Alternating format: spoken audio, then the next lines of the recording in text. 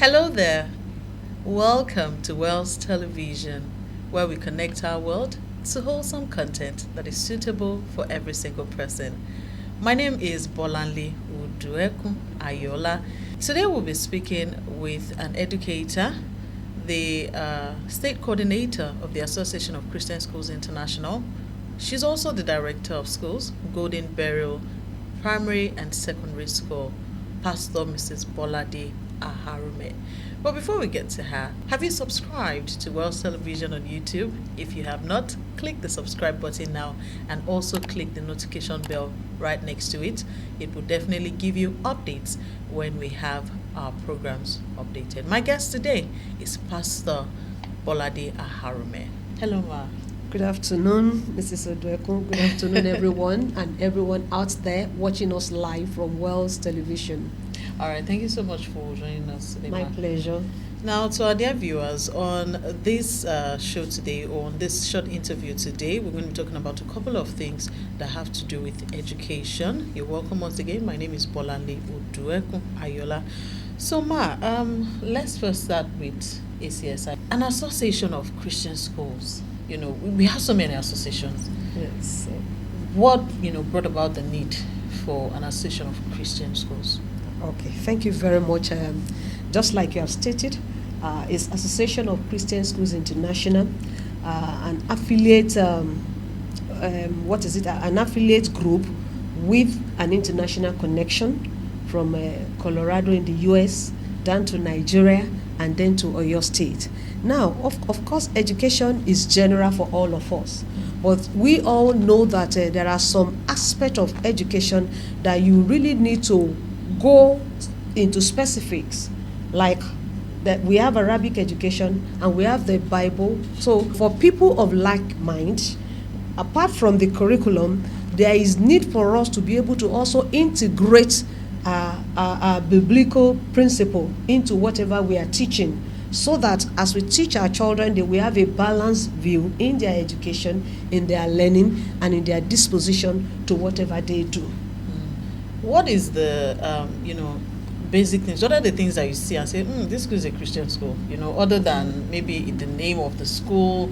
The school doesn't have to be called Jesus Christ our Savior Nursery and Primary School. It's for Christian parents out there who are looking for, what's this pointer to letting me know that this school is a Christian school so I can enroll my children? A Christian school is not one because of the name. Jesus is our Savior school, or neither because the school proprietor or proprietors is a pastor, or because they read the Bible or whatever. It's a Christian school because of the policy, how intentional the founder is with the focus on integration of biblical principle into the teaching and learning process within the school community.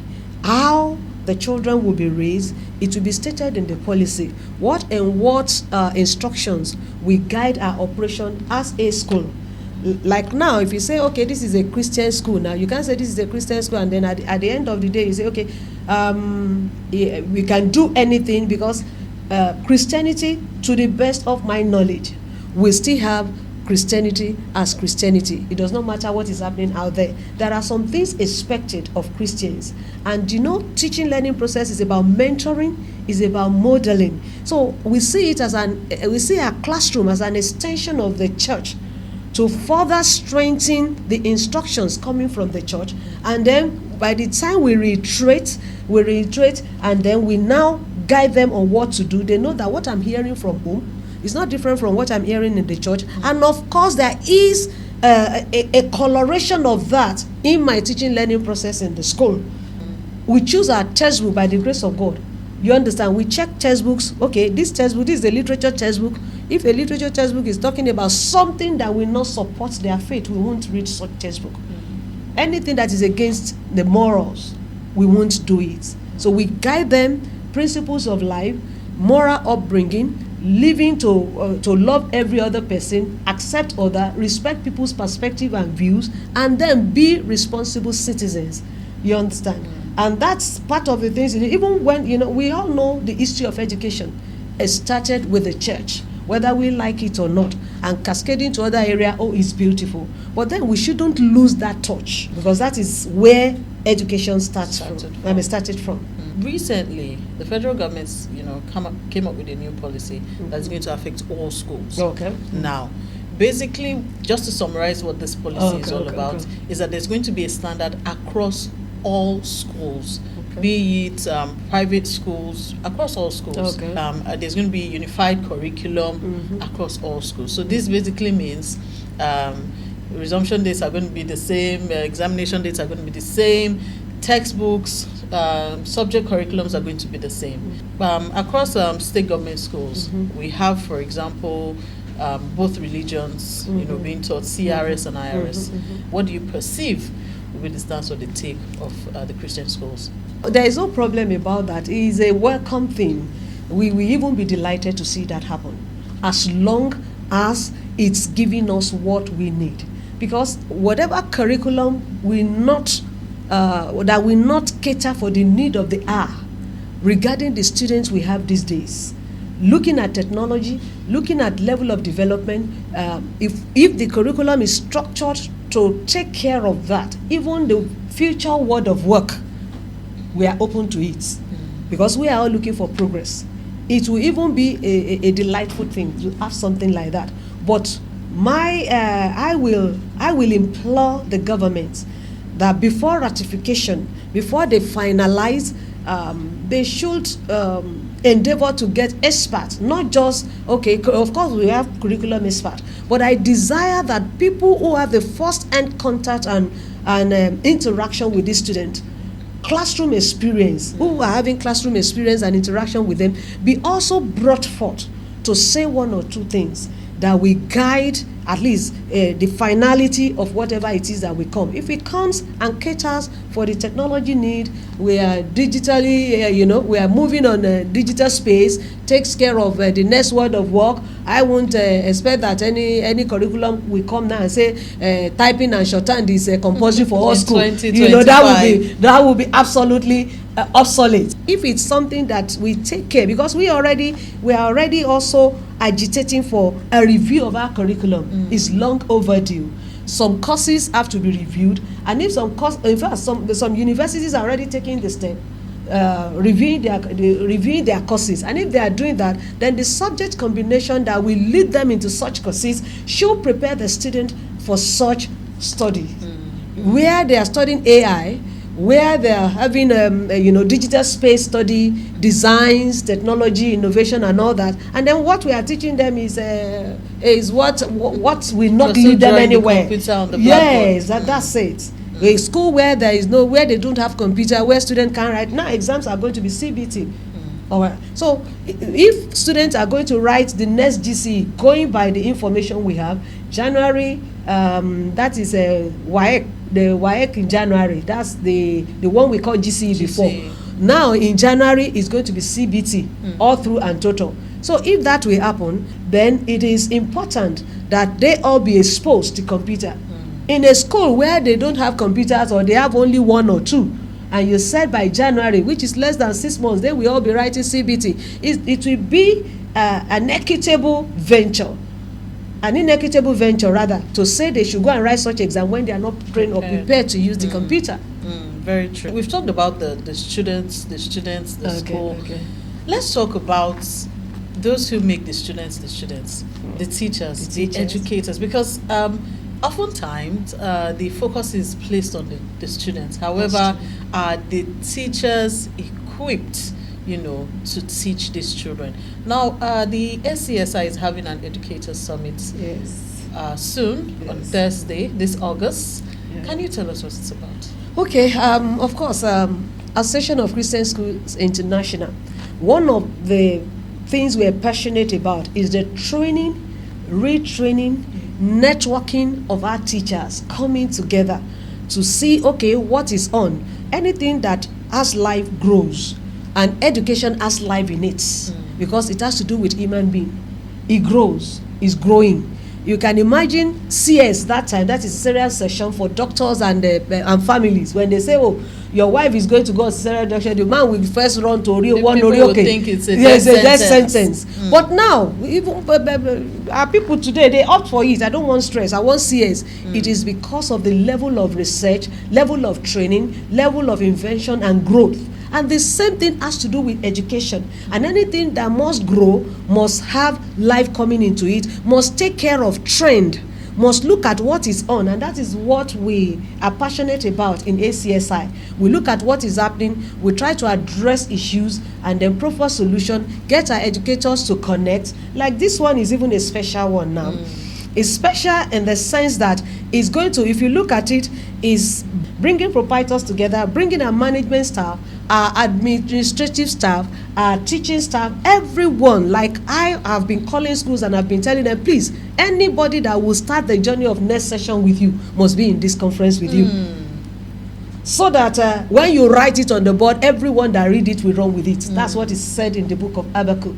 So so when we bring them together, we are going to have the spiritual aspect of the program. That is reminding educators that is a call from God, and we are going to be accountable first to Him. If as a teacher I know that I'm first accountable to God, I won't wait for my quality assurance leader, you understand, to see me before I do the right thing. I will do the right thing because in my heart I already know it's first service unto God, and it is God that is the first rewarder, and He sees everything and He rewards. So all these things we remind ourselves, and then we encourage everyone, and whatever is on the professional lane, we bring to their attention how they can now take care of the Gen Z student. The way you took care of the ones you taught 20 years ago, 10 years ago, it's not the same way. So what are the in thing? What is in the offing for education? What are the trends around education? What do we need to improve upon? What do we need to teach?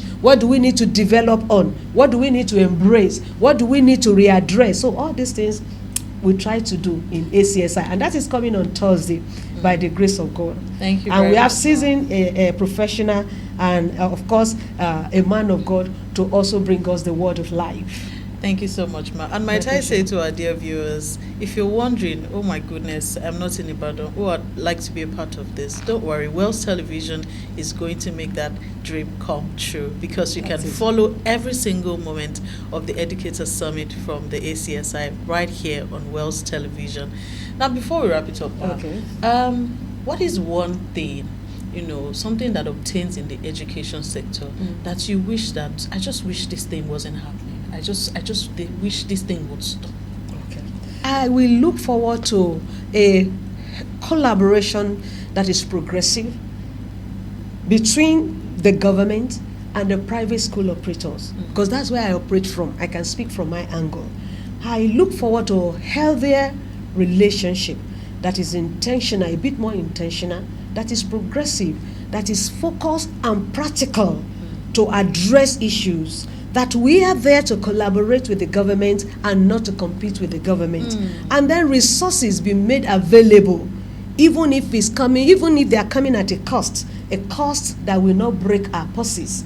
Because whether the student in the state school or in the hand of the private operators, they all belong first to the state. And that's why every man and the woman in the state, they are the first citizen. They are the first father and the mother of those children. And so we need a healthier collaboration. And if I may say, looking at textbooks, particularly literature textbooks, I don't know what obtains in other states, but in your state, where I have my first-hand experience, literature textbooks, the government should release literature textbooks to us early enough, and then give educators, also practitioners, private operators, to opportunity to speak into some of these textbooks, and then proper review of some of these textbooks. Because by the time the textbooks are being pushed to us, we see some of them as working against morals. And these are part of the reason why we have issues in school. A textbook that we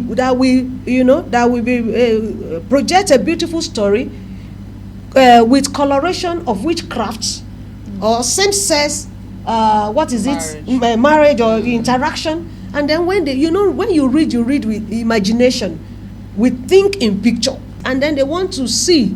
They want to, it's an age of I want to see, I want to know. So whatever they see there, they want to practice it. Having said that, also the number of textbooks. I will prefer if we have 6 textbooks that they can really read, internalize, learn the lesson, and be able to write well in the exam, than having 20-something textbooks. And then leave the teacher to begin to make permutation. Should I pick these 6? Because they can't possibly master 21. Because that's an aspect. There are 2 or 3 other aspects. Oral English. Yeah, and then, yes, you have 4 aspects, and one aspect is giving you like 16, 18 textbooks. It's a bit of a challenge. I will love that they will help us to look at this. And then fund is a major issue. Honestly, we are all in the age where we can't have enough. We want government. We desire that government will come,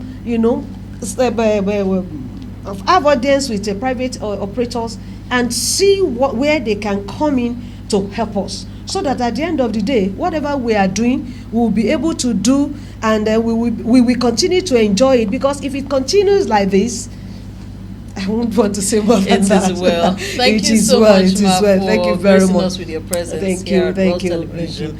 thank you. I have been speaking with Pastor Mrs. Bolade Akharume, the state coordinator of the Association of Christian Schools International, and also the director of schools, Golden Barrel Primary and Secondary School. Before I wrap this up, I'll say that if you want to harvest fruits for a while, sow a seed or plant a tree. But if you want to harvest forever, educate the people, and your harvest will never end. My name is Bolanle Udueku Ayola. Thank you so much. Don't forget to click the subscribe button and the notification bell to be aware of any updates on Wells Television. Bye-bye.